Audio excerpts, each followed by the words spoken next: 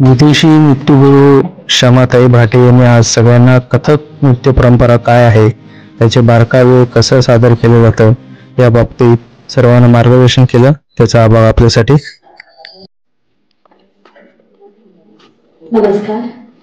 गानवर्धन पुणे आणि व्हायोलिन अकॅडमीचे स्वरझंकार ज्ञानपीठ यांच्या संयुक्त उपक्रमांतर्गत सादर होणाऱ्या 2 दिवसाच्या चर्चासत्रामध्ये मी आभा वांबुरकर आपणा सर्वांचे सहर्ष स्वागत करते.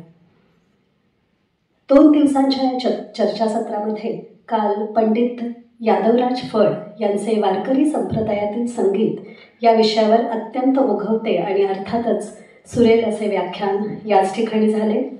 या सत्राच्या द्वितीय दिनी कथक नृत्यगुरू विदुषी क्षमाताई भाटे यांचे कथक नृत्य परंपरा या विषयावर सप्रयोग व्याख्यानाचे आज आपण आयोजन केलेले आहे. गानवर्धनचे अध्यक्ष दयानंद घोटकर यांना विनंती करते की या चर्चासत्राच्या रूपरेषेबद्दल त्यांनी आपले प्रास्ताविक सादर करावे. सर्वांचं मनपूर्वक स्वागत. गानवर्धनचे संस्थापक कैलासवासी कृगो धर्माधिकारी यांच्या स्मृतीला अभिवादन करून एक छोटंसं प्रास्ताविक या ठिकाणी करतो. स्वस्तिक रबरमध्ये काम करणारे, ज्यांनी कुठेही गाण्याचं शिक्षण घेतलं नाही परंतु गाण्याची अत्यंत आवड असलेले असे ग्रस्त, त्यांच्या मनामध्ये आलं की आपण एक कलाकारांशी काहीतरी एक संस्था स्थापन करावी आणि ते झपाट्याने कामाला लागले. 1978 साल आणि स्थापना झाली गानवर्धनची.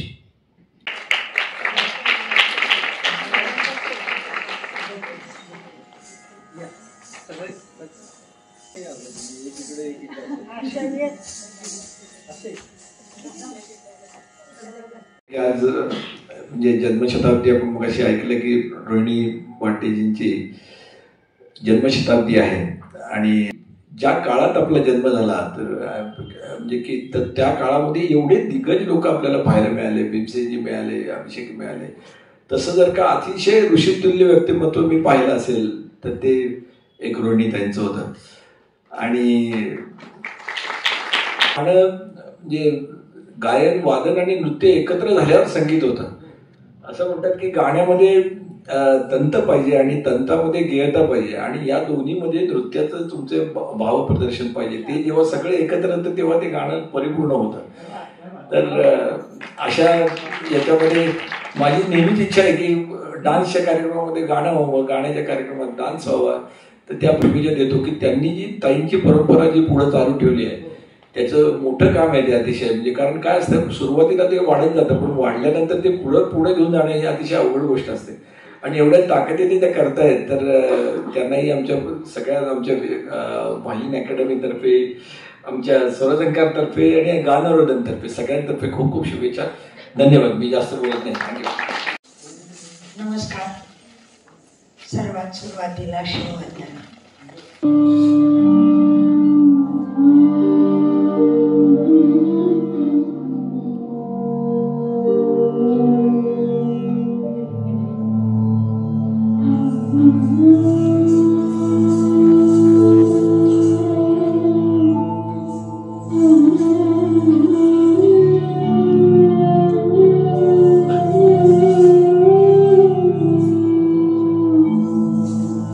Oh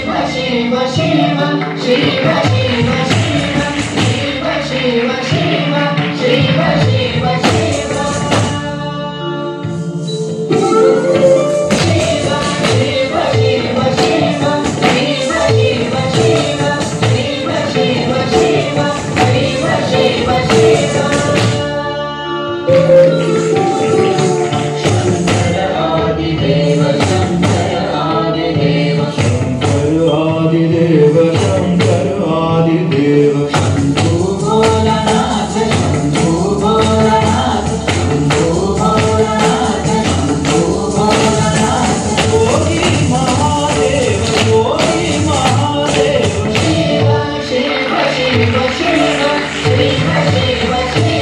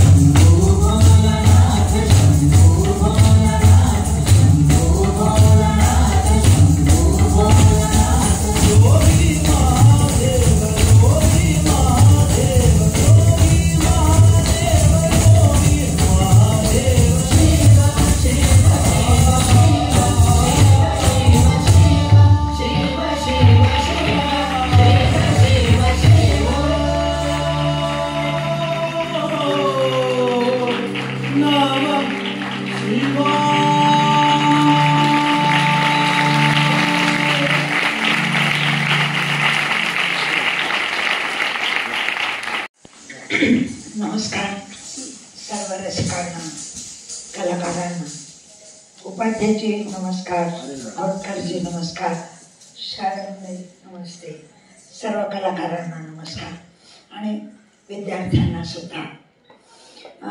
माझा आजचा विषय परंपरा आणि नृत्य.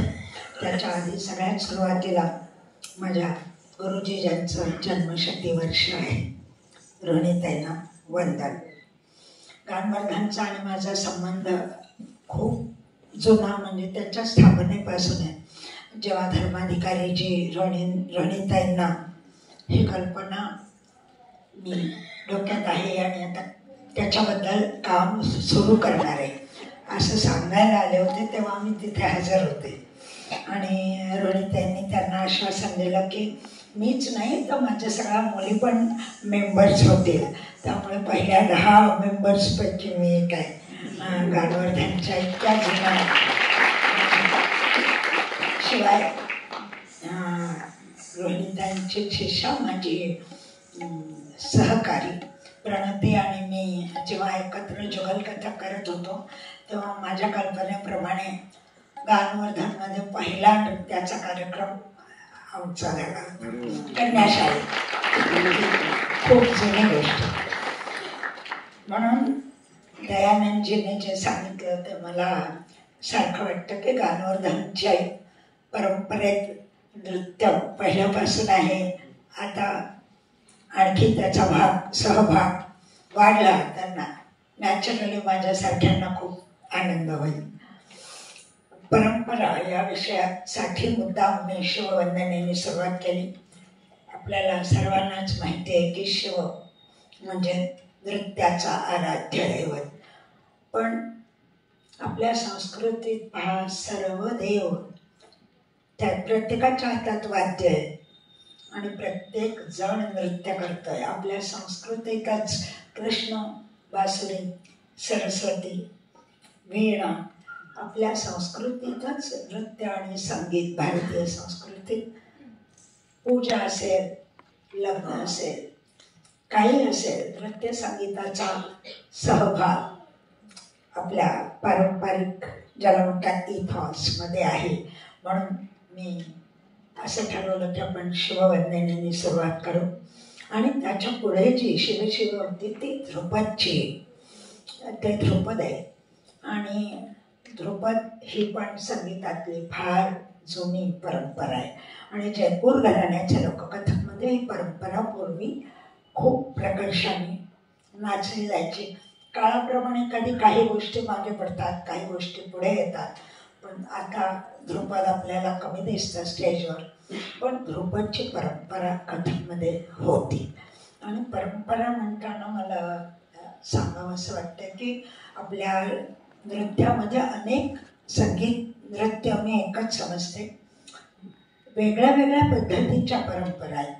काही शास्त्रीय परंपरा आहेत ज्या नाट्यशास्त्र, अभिनय दर्पण या ग्रंथातून आपल्याकडे येतात. काही गुरुपरंपरा आहेत ज्या मौखिक पद्धतीने आपल्यापर्यंत येतात.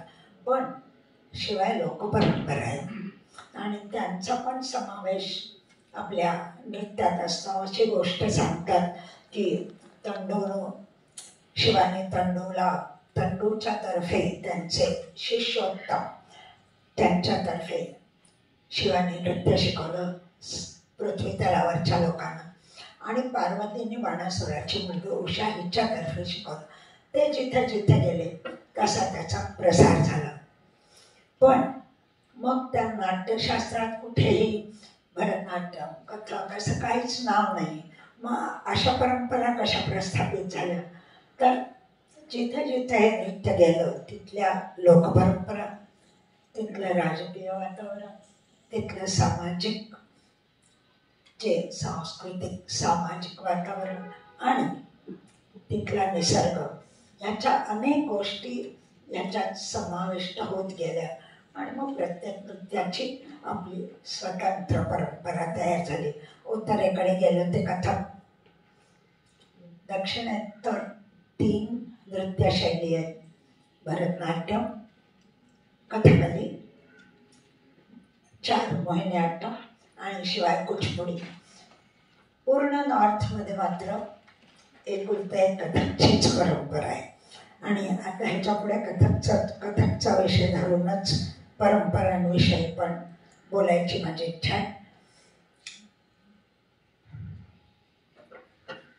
तर कथक नृत्य आपण जेव्हा त्याचे इतिहासातले धाडेदोरे शोधतो, त्याची मुळं शोधतो, तेव्हा आपल्याला दिसतं की हे खूप प्राचीन नृत्य आहे. रामायणात सुद्धा उल्लेख येतो. कथक म्हणजे कथा सांगणारे. आणि आपल्याला माहिती आहे की संपूर्ण भारतात वेगवेगळ्या पद्धतीने कथा सांगायची प्रथा आहे. मग यक्षगान असेल, कथकलीमध्ये नृत्य नाट्याच्या कथा सांगितल्या जातात, मणिपुरीमध्ये कथा सांगितली जाते. तर कथा सांगणं ही मला वाटतं आपल्याला भारतीयांना फार जवळची गोष्ट आहे. आणि ती कथा संगीत नृत्यातर्फे सांगितली गेली की तिचं एक स्वरूप वेगळं होतं. तर कथक ही उत्तर भारतातली शैली आणि सर्व इतर नृत्यशैलींसारखी ती मंदिरा देवळात जोपासली गेली. त्याचंच पहिलं स्वरूप की जर गाभाऱ्यात शिवलिंग असेल तर त्याची वंदना कशी असेल ह्याचा विचार करून मी ते मांडलं होतं की गाभाऱ्यात सगळे तेव्हा पुजारी नर्तक सगळे एकच असायचे जमले आणि ते त्याची पूजा करतात. आणि नंतर प्रांगणात आले तेव्हा खरोखर जे शिवसारखं दर्जेदार आणि कसदार नृत्य होतं. पहिला आराधना भाव आणि त्याच्यानंतर प्रेझेंटेशनचं नृत्य असं शिवशैली. तर मला कथकबद्दल पुढे पुढे कसं गेलं. आपल्याकडे ही परंपरा अक्षुण्ण किंवा नाही आहे, अखंड नाही आहे. कित्येक गोष्टीमध्ये आपल्याला जे आज म्हणजे मी पण 60 वर्ष नृत्यात आहे. माझ्याही लहानपणी जसं कथक होतं तसं आता दिसत नाही. तर त्यावेळचं कथक आणि आजचं ह्याच्यामध्ये खूप फरक आहे. काही सिमिलॅरिटीज आपल्याला शोधता येतात पण अखंड परंपरा नाही. म्हणून आता मी जेव्हा कथकचा विचार स्वतः करते आणि त्याच्याबद्दल थोडंसं तुमच्याशी शेअर करते ते स्वातंत्र्य प्राप्तीनंतरचं किंवा त्यावेळचं कथक म्हणजे अगदी 75 वर्ष नाही तर 150-200 वर्षापूर्वी पासूनचं कथक. त्याच्या आधीचं कथक कसं असेल हे पूर्ण रूपाने त्याचं स्वरूप आपल्याला दिसत नाही. त्याला जसं म्हणतात की ऋषीचं कुळ आणि मूळ तसं शोधायला लागतं, तसं आपल्याला दिसत नाही. परंतु रोनितांची पिढी आणि त्यांच्या गुरूंची पिढी हे मी स्वतः ऐकले. इथपर्यंत मला माहिती आहे, इथपर्यंत फोटोज पण आपल्याला दिसतात. आणि त्यामुळे त्यावेळचं कथकचं स्वरूप आणि आजचं कथकचं स्वरूप ह्याच्यात काय बदल झाले, का झाले आणि त्याच्यात कथकचा आज जो आम्ही वस्तुक्रम म्हणतो किंवा उत्तर हिंदुस्थानी लोक सिलसिला म्हणतात त्याच्यात कसं बदल होत गेले, आजचं कथक काय आहे. तर नेहमी प्रश्न असा असतो की तुम्ही आजचं म्हणता तेव्हा मागचा धागा सोडता का धरता, हा सगळ्यात मुख्य प्रश्न आहे. तर माझ्या दृष्टीने जेव्हा तुम्ही शास्त्रीय नृत्य म्हणता तेव्हा तुम्ही मागचा धागा धरून पुढे जायचा प्रयत्न करत असता. ज्या व्हॅल्यूज आहेत, लय सुराची व्हॅल्यू आहे, हस्तकंब कसं असावं ह्याची व्हॅल्यू आहे, प्रेझेंटेशन कसं असावं ह्याची व्हॅल्यू आहे, मांडणीची बंदिशी कसल्या कोणत्या नृत्यानुकूल असतात त्याची एक संवेदनशीलता आहे. तर ह्या सगळ्याला घेऊन जेव्हा ते कथक आजच्या जगाला, कारण माझे पाहणारे प्रेक्षक तर आजच्या जगातले आहेत ना, त्यांची जी संवेदनशीलता आहे ती आजची आहे. त्यामुळे मी 150 वर्षापूर्वीचं करून कसं चालेल, आजच्या लोकांशी मला जुळवता आलं पाहिजे. तर हा एक प्रत्येक कलाकारापुढे एक पेच असतो. मी म्हणेन की जुन्या व्हॅल्यूज धरूनच पुढच्या नव्या काळाला सामोरं जाणं. तर तशा दृष्टीने ठाट आमच्याकडे कथक नृत्याची मांडणी कशी होते तर वंदना ती झाली. त्याच्यानंतर ठाट. तर एक गोष्ट अशी आहे की पहिल्यांदा मंदिरात होतं, आराधना भाव होता.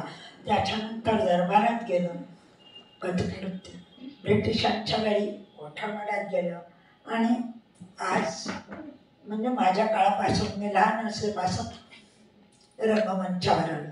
तर प्रत्येक वास्तू वेगळी आहे, प्रत्येक वेळी ऑडियन्स वेगळा आहे, त्याची मागणी वेगळी आहे आणि काळाची मागणी वेगळी आहे. आता जशी टेक्नॉलॉजी होती तशी मी तरुण असताना नव्हती. या सगळ्या मुली येतात, मायक्रोफोन्स बघतात. अतुलजी आम्हाला मायक्रोफोन दिसला नाही. आता आम्ही म्हणजे स्वतःच्या ताकदीनेच नाचलो. मायक्रोफोन तबला प्लेअरला, डान्सरला नाही. आणि मॉनिटर्स तर विसरूनच, किंवा असं सुसज्ज ऑडिटोरियम नाही, चांगली फ्लोअर नाही. तर अशा परिस्थितीतून त्याच्याशी सगळ्या कलाकारांनी त्याच्याशी झगडत आपले नृत्याची प्रगती करत गेले. आणि आज कथक नृत्य एकदम संपूर्ण फुलपूर्ण उमलल्यावर कसं सुंदर दिसतं तसं आपल्याला ठिकठिकाणी दिसतं. मला खूप अभिमानाने सांगावं असं वाटतं की कथक नृत्य दर दशकात काही ना काही वेगळं घेऊन येते. स्वातंत्र्यप्राप्तीपासून माझ्या आधीची पिढी, रणितांची पिढी, ते लोक असे होते की ते घराणेदार नर्तक नव्हते. त्यांनी घराणेदार लोकांच्याकडे, गुरूंच्याकडे शिकलं, पण ते घराणेदार नर्तक नव्हते. पण मला असं वाटतं की घराणेदार लोकांनी खूप काम केलं. सगळे लोक कथक केंद्र स्थापन झाल्यावर दिल्लीला आले. सगळे गुरु, शंभू महाराजजी असतील, लक्ष्मी महाराजजी तर मुंबईत होते, पण सुधप्रसादजी असतील. एवढंच नाही तर टागर ब्रदर्समधलं कोणी होतं, पखावर वाजवायला टंडनजी होते, सिद्धेश्वरी देवी होत्या कथक केंद्रामध्ये. तर असा माहोल, कारण का तर शास्त्रीय नृत्याचं उत्थान घडायला पाहिजे म्हणून कथक केंद्र स्थापन झालं. आणि तेव्हापासून बिरजू महाराजजी या सगळ्यांनी, घराणेदार लोकांनी जयपूरच्या पण, लखनौच्या पण खूप काम केलं, वेगळे वेगळे विचार कथकमध्ये मांडले.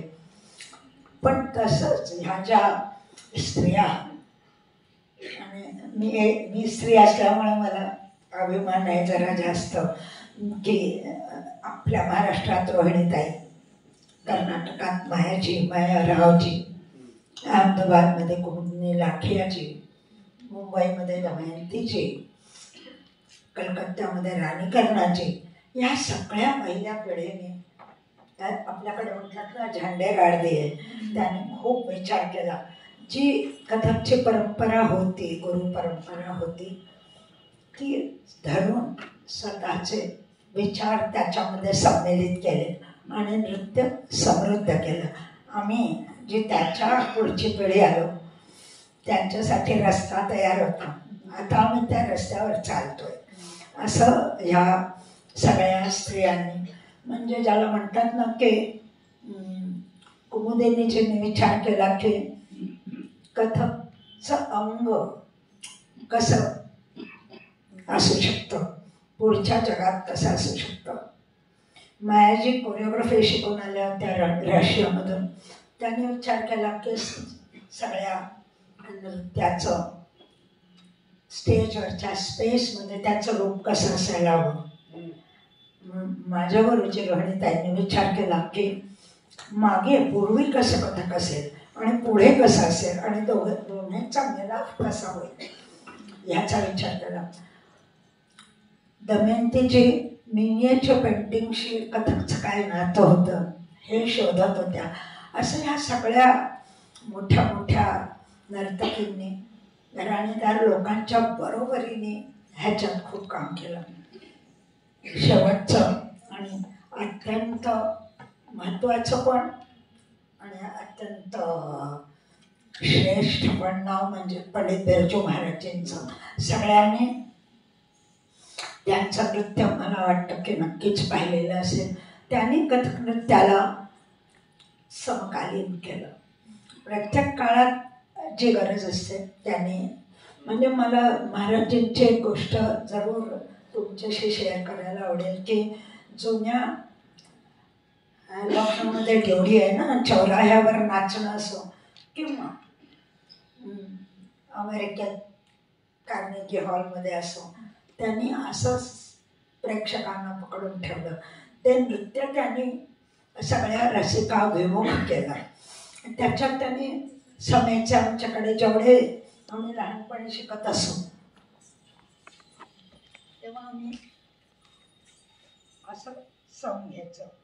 तर तथई दत्त महाराजांनी त्याला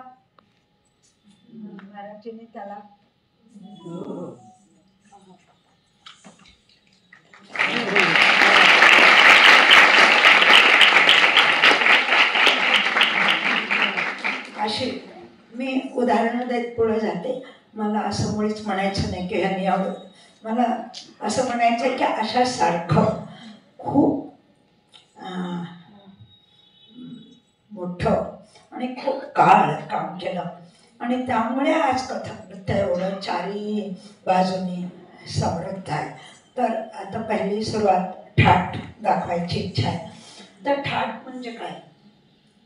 तर ठाट म्हणजे उदाहरण द्यायचं झालं तर संगीतातल्या आलाप आणि तबल्यातला पेशकार, लय विलंबित. कथक हे एक असं नृत्य आहे की ज्याच्यात विलंबित पासून द्रुतपर्यंत नृत्य होतं. अशी दुसरी कुठलीही शैली नाही.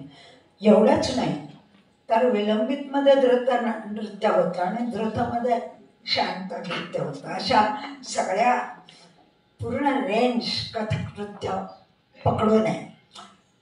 त्यामुळे अर्थातच त्याचा विशाल विचार होऊ शकतो, खोल विचार होऊ शकतो. तर ठाट म्हणजे खरं म्हणजे शांत ठहराव, शांतपणे एका पोझिशनमध्ये उभं राहणं. एवढं खरं म्हटलं तर साधं त्याचं आहे. पण मग समयावर येताना कशा पद्धतीने तुम्ही येता, कशा पद्धतीने तुम्ही ती लय आणि ताल, त्याला मी म्हणते पल्स.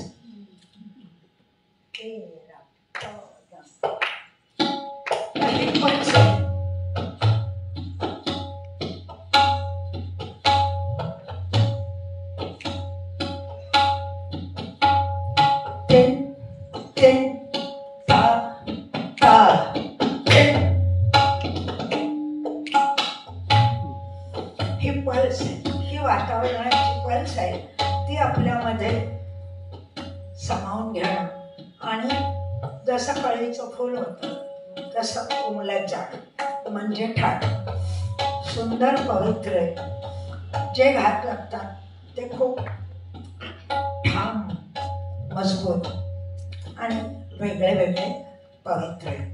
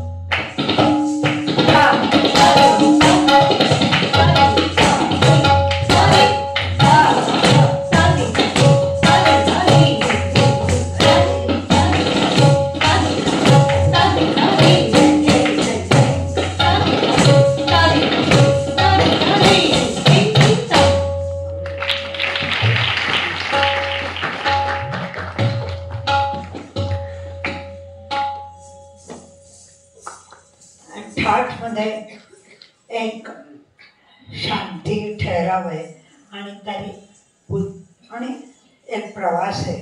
आधीच्या वर्तनात कमी मोहमेंट, त्याच्यापेक्षा जास्त आणि सपाट. त्याच्यानंतरची बंदिश असते ती अहमद. मी मगाशी सांगितलं की मुस्लिम कल्चरचा, ज्याला आजकाल गंगा जमनी म्हणतात, अशी कथकमध्ये खूप त्या कल्चरचं आपल्याला समोर दिसतं. याचं कारण असं की कथक नृत्य उत्तरेत होतं आणि सारखे आक्रमणं झेलत होतं. त्यामुळे त्या राजांच्या, त्यांची संस्कृती, त्यांची कला, त्यांचे विचार हे आपोआपच कथकमध्ये समाविष्ट झाले. अहमद म्हणजे पहिली बंदिश. ठाठ जो असतो त्याचं प्रत्येक आवर्तन पूर्ण असतं, त्यामुळे ते बंदिश नाही आहे, तो खुला आहे. 4 आवर्तनात पण होतो, 8 आवर्तनात पण होतो, 10 आवर्तनात पण होतो. आणि प्रत्येक आवर्तन, म्हणून मगाशी मी म्हटलं की आलापसारखं असतं. अहमद ही पहिली बंदिश आहे, जी 2 आवर्तनाची तर 2च, 4 असली तर 4च बांधलेली असते, जशी आपली गाण्याची बंदिश बांधलेली असते. आणि बोल असतात ता, थे, ता, ह्याच्यापैकी. ह्याच्यात पण तो सोपान असतो, जिना असतो, तसं चढणं आहे लयचं, इथून इथे, इथून इथे. अगदी रोहिणीताई सांगायच्या की ख्यालमध्ये राग म्हणला जातो आणि कथकमध्ये ताल म्हणला जातो. तर त्याचे जसे युनिट्स असतात, आलाप, बोल आलाप, ताल, बोलताल, तशाच सोपान जसा असावा तशी कथकमध्ये एक मार्गक्रमणा असते. अहमद म्हणणार आहे ना?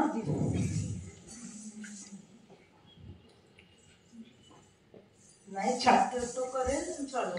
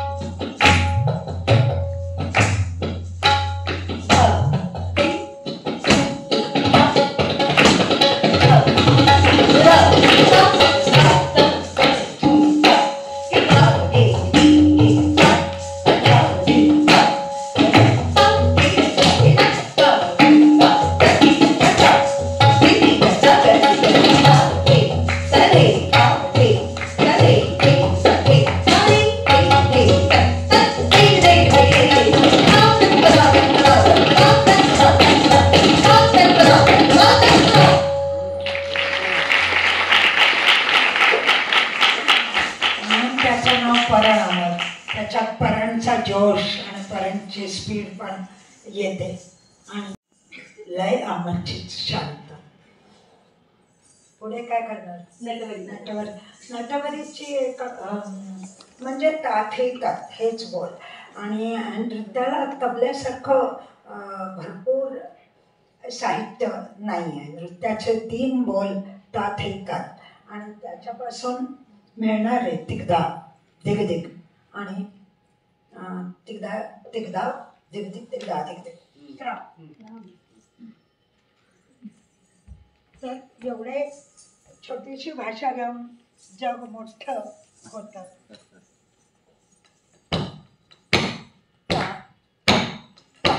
पूर्ण पाहिजे थे थोडासा असं.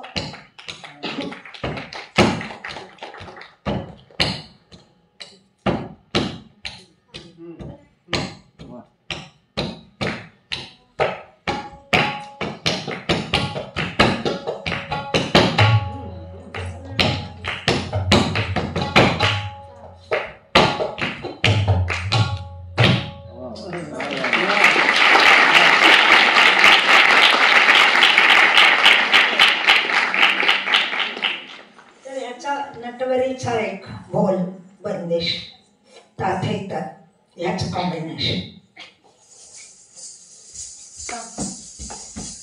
म्हणताय का? म्हण ना.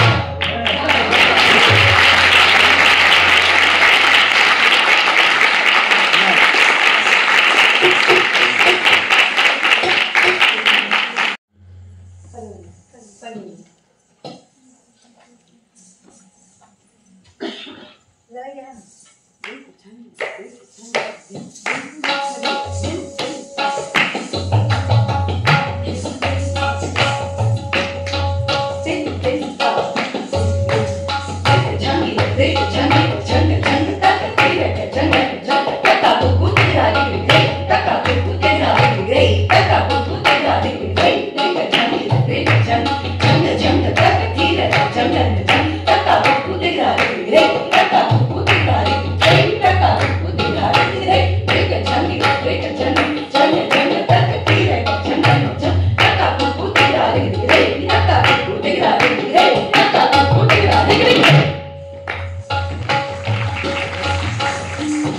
परमेलू आहे, तबला किंवा पखावज किंवा नृत्याचे बोल ह्या सगळ्यांचं कॉम्बिनेशन. एवढंच नव्हे तर नगाडा, घुमरू याची सुद्धा भाषा, पक्ष्यांची, अशा अनेक तऱ्हेच्या कॉम्बिनेशनमधून. म्हणजे मनुष्याचं कसं असतं की पहिल्यांदा तात लिहितात आणि कलाकाराचं तर असतंच, त्याच्या पुढे तबल्याचे बोल, पखावजचे बोल, शेवटी सर्व जगच त्याला आपल्या नृत्यात बांधावं असं वाटतं. परमेलो.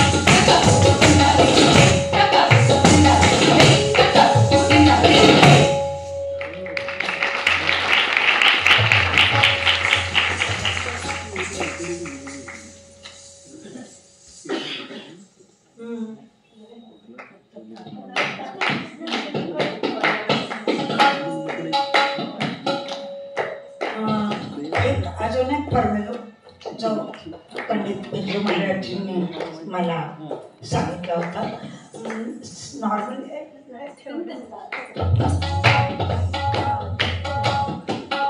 नॉर्मली हा बोल सगळेजण म्हणजे सिद्धास्त कलाकारांचं कसं असतं,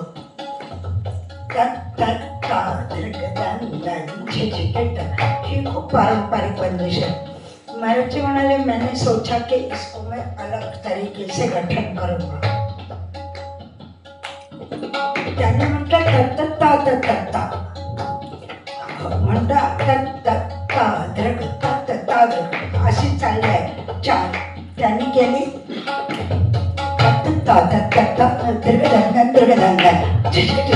थोडं जाईल.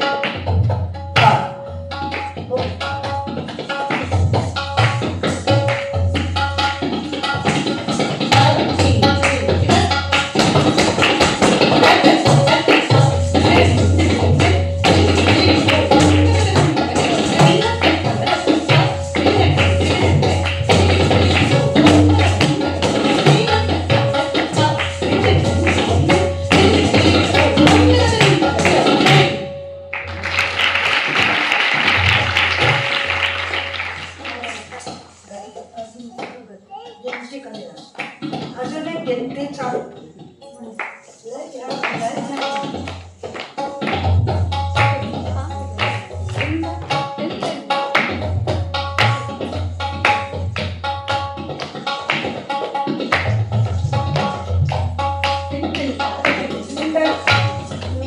हा प्रसंग स्वतः पाहिलाय म्हणून किस्सा म्हणून सांगते की महाराजींनी, बिरजू महाराजींनी गिनतीला प्रथम गिनती आणली कथकमध्ये.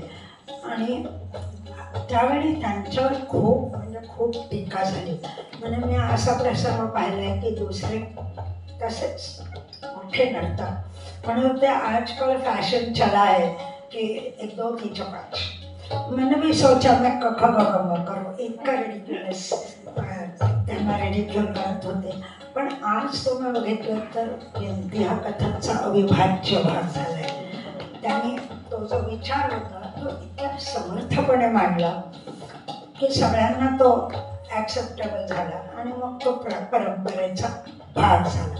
तर गिनती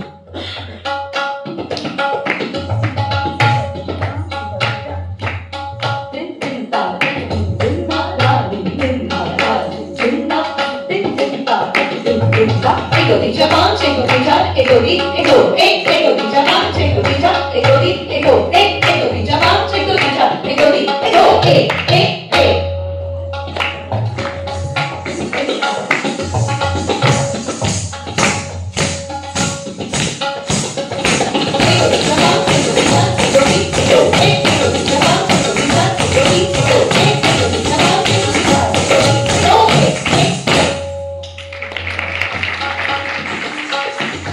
एक एक एक ही जी आजच्या काळात टॅग म्हणतात, कारण आपण वेस्टर्न पण परिभाषा घेतो म्हणून तो टॅग कसा लांबत जातो बघा. मी म्हणेन शेपूट वाढत जातो. एका पाहिजे सगळ्यांनी नका म्हणून.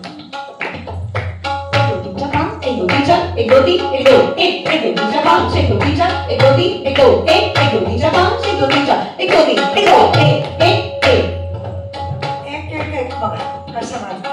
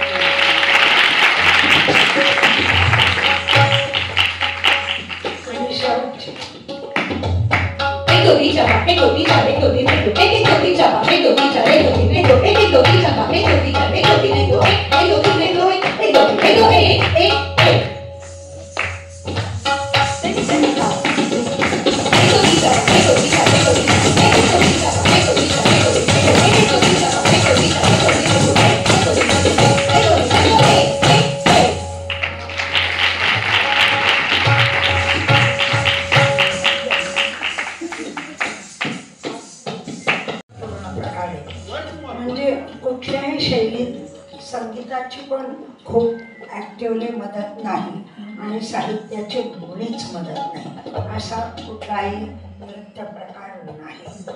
केवळ कथकमध्ये नुसतं ठेका आणि अव्वा चालू असतो आणि पूर्ण गोष्ट कथक नर्तक सांगतात.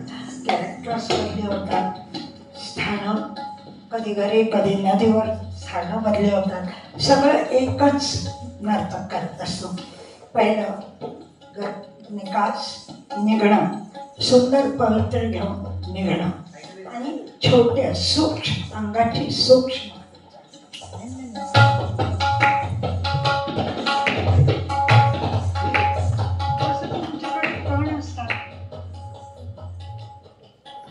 सारे खडे त्याला जोडून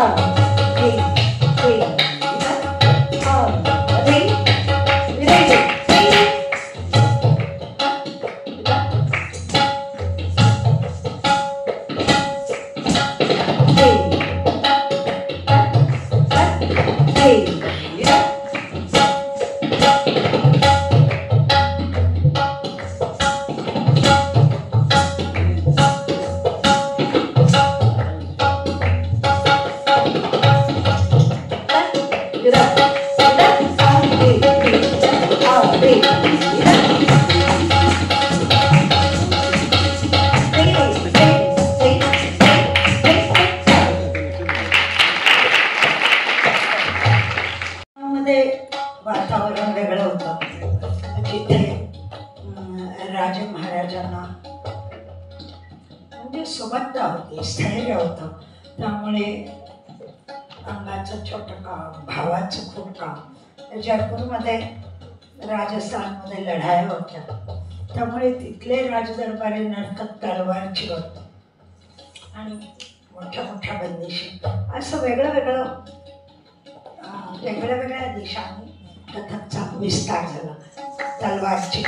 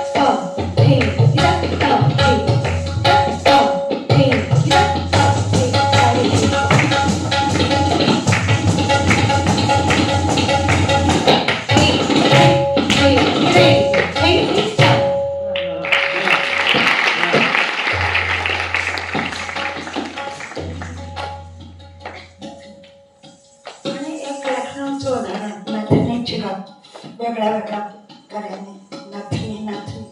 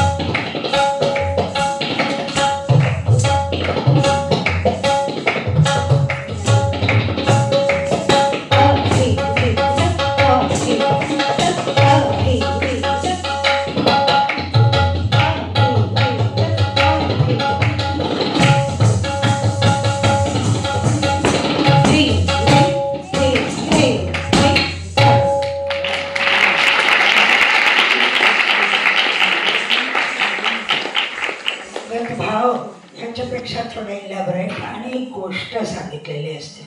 तर गतभावमध्ये नेहमी माखन चोरी, कालिया दमन, गिरिधर, गोवर्धन गिरिधर असे विषय असतात आणि ते खूप पॉप्युलर पण आहे. कारण ही गोष्ट गतभावमध्ये जी गोष्ट असते ती सगळ्यांना माहिती असते. म्हणजे असं कधी होत नाही की कृष्ण लोणी चोरायला गेला आणि त्या घरी लोणीच नव्हतं, असं कधी होत नाही. तो असतोच घडा, मग त्याला मिळतच. त्यावेळी नक्की यशोदा घरी नसते, त्यामुळे तो ते चोरून खातो. आणि बाकीचे पण सगळे साथीदार असतात. घर चुकलं, लोणीच नव्हतं, असे प्रसंग काही कृष्णावर कधी येत नाही. त्यामुळे ही गोष्ट कशी असते, ती नाचणाऱ्याला, पाहणाऱ्याला, वाजवणाऱ्याला सगळ्यांना माहिती असते. म्हणायचा अर्थ की सोप्या गोष्टी घेतल्या जातात, कारण त्याच्यात गोष्ट कळायला समोरच्याला रिलेट तर झालं पाहिजे म्हणून. पण असा एक प्रयोग करून पाहावंसं वाटलं की एक वेगळी गोष्ट घेऊ. नृत्याचा जो आशय किंवा विषय असतो तो काय उत्तर दक्षिण पूर्व पश्चिम पाहत नाही. तर भरतनाट्यमचे माझे एक मित्र आहेत, भरतनाट्यमचे मोठे डान्सर दीपक मुजुमदार, त्यांनी मला ही गोष्ट दिली होती. आणि ही पण अत्यंत जुनी गोष्ट आहे. कनकजी रेळे यांनी ती त्यांना दीपक भैयांना शिकवली होती. तर ती गोष्ट आहे नंदनार या एका कुंभाराची. तो आपलं रोजचं काम करत असतो, पण अत्यंत मोठा शिवभक्त असतो. आणि आपल्याला सगळ्यांना कसं वाटतं की माझी आजी म्हणायची की नाही एकदा तरी काशी विश्वनाथला जायचं आहे. आता लोक म्हणतात नाही एकदा तरी तिरुपतीला जायचं आहे. आपण बघितलं वारी, पंढरीची वारी लोक वर्षानुवर्ष करतात, तसं त्याला एकदा तरी तिरुपंकूरच्या मंदिरात शिवाचं दर्शन घ्यायला जायचंच आहे. तर देव म्हणाला मग याच्यात तेवढे काय अवघड काय ये. आणि मग तो आनंदाने गेला. मग तिथे काय घडलं, आपल्याकडे पंडे असतात बनारसला, तसे तिथले पुजाऱ्याने त्याला कसं वागवलं, त्याची जी खूप तळमळ होती की मला एकदा तरी शिवाचं दर्शन मिळालं पाहिजे. म्हणून त्याने शेवटी काय केलं, त्याने नंदीला काय म्हटलं आणि नंदीने त्याला कसं मदत केली, त्याची ही गोष्ट आहे नंदनार.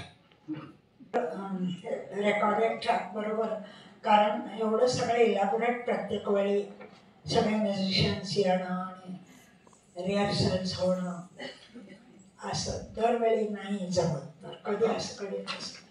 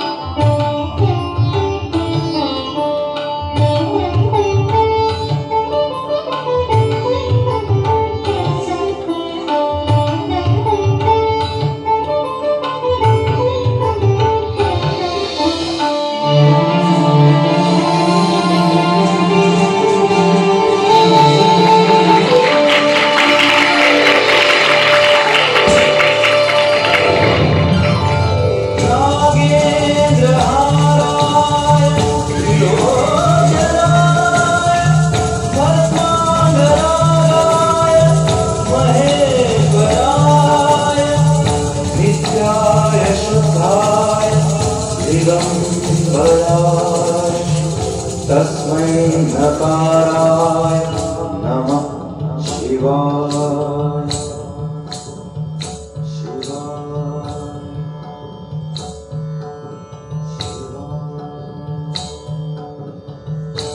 नमः शिवाय।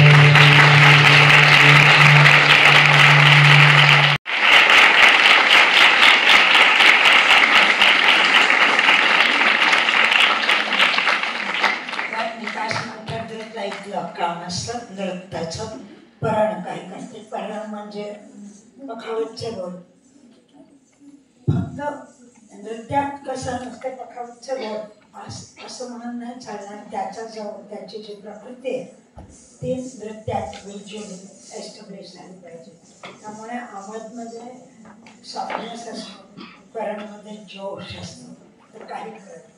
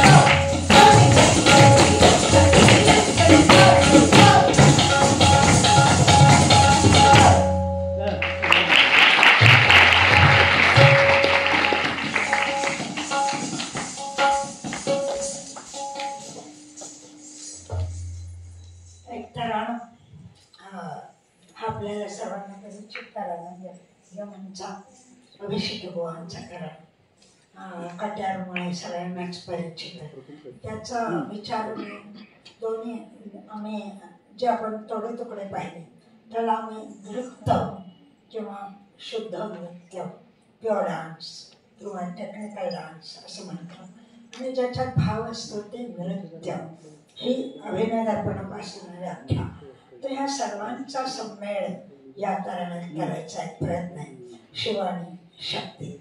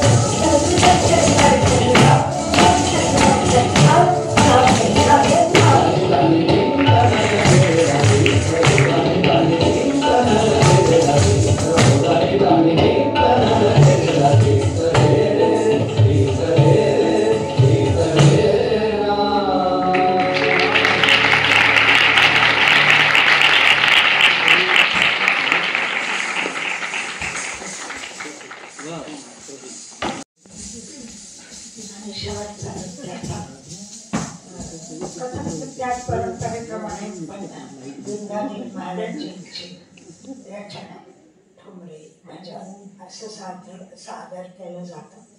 पण जरी विंदादिन महाराजांच्या ठुमऱ्या जास्त प्रचलित असल्या तरी मगाशी म्हटलं तसं समकालीन सर्व बुजुर्गांनी आपलं आपलं कॉम्पोजिशन्स वेगळे वेगळे केले. माझ्या गुरु रणितांनी केले, बिरजू महाराजजींनी केले. अनेकांनी आपली स्वतंत्र रचना ज्या नृत्यानुकूल होत्या, नृत्याला फार सुयोग्य होत्या अशा रचना बनवल्या. माझ्यासारख्याला स्वतःला रचना गाण्याची बनवणं शक्यच नाही आहे, म्हणून मी अनेकांच्या मोठ्या बुजुर्गांच्या रचना शोधल्या. त्याच्यातली शेवटची एक रचना जी मला माहिती आहे की सगळ्यांना खूपच चिरपरिचित आहे, बाजे रे मुरलिया बाजी. कृष्ण हा तर सर्व चिरपरिचित, सर्वांना कथक लोकांचा तो फार आवडता देव. त्याच्या कृष्ण या विषयावर अनेक बंदिशी आहेत. पण ह्या बंदिशीचं एक थोडंसं वेगळेपण आहे की ते म्हणतात की मुरलीचा काय असर झाला. तर मला रोहिणीताई जेव्हा ह्या गोष्टी बाजे मुरल्या नाही पण मुरलीच्या गोष्टी खूप शिकले, तर त्या म्हणायच्या की हौसास्य मुद्रा धरून बासरी धरणं म्हणजे कृष्ण नाही. त्याच्यातून जे स्वर्गीय संगीत निर्माण होते ते जर त्यावेळी तुम्हाला फील झालं आणि ते कसं चराचरावर त्याचा परिणाम करणार, तोच विषय बाजे रे मुरलिया बाजी. ही रचना जेव्हा पंडितजींचं निर्वाण झालं त्याच्यानंतरच्या पहिल्या सवाई गंधर्वसाठी मुद्दाम ही रचली होती, ज्याच्यात पंडितजींचा स्वतःचा आवाज आहे. तर आपल्याला समजू शकतं की त्यांच्या आवाजाची शक्ती या नृत्याला सपोर्ट करते. आणि त्यामुळे ह्या बंदिशीचं एक म्युझिकली वेगळं स्टँडर्ड आहे. आणि म्हणून ती, आणि दुसरं म्हणजे ती तशीच्या तशी जशी रेकॉर्ड वाजते तशी रचना मी घेतली नाही. कारण माध्यमांतर वेगळ्या माध्यमात जेव्हा ती बंदिश जाते तेव्हा तिचं स्वरूप थोडंसं बदलतं. कारण ते नृत्याला पोषक, नृत्याला अनुकूल अशी करून घ्यायला लागते. आणि त्याचं जे नृत्याचं म्युझिक होतं ते नरेंद्र भिडेने केलं होतं. तर त्या पंडितजींची पण आठवण ह्याच्याबरोबर जोडलेली आहे आणि नरेंद्रची पण आठवण ह्याच्याबरोबर जोडली आहे. बाजी मुरलिया बाजी.